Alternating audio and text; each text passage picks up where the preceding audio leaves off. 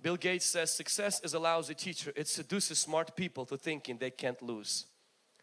The mistake that Joshua made is he went to the next city based on the success of the previous one, and he got whooped.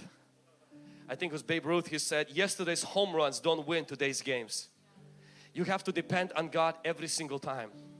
You can't just have a formula. God doesn't give you a strategy that works for every battle. God gives Himself and says, I want you to be connected to me through every single battle. And I will switch the strategies. I will switch the approaches. I will change different things. Why? Because when the winds of change in your culture, you have to change along with them. Not to conform to the culture, but to adopt.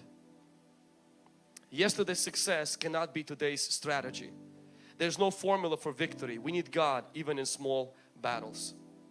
But Joshua not only had success and he relied on and made a mistake. Joshua also in the promised land made a mistake.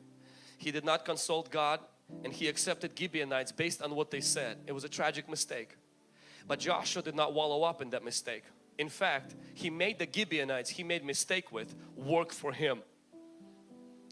In the promised land, God does not want your mistakes to define you. He wants you to employ them. Learn from them. Wise person learns from other people's mistakes.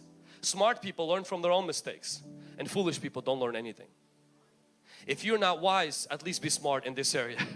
Learn from your own mistakes. When you made a mistake, it's not over.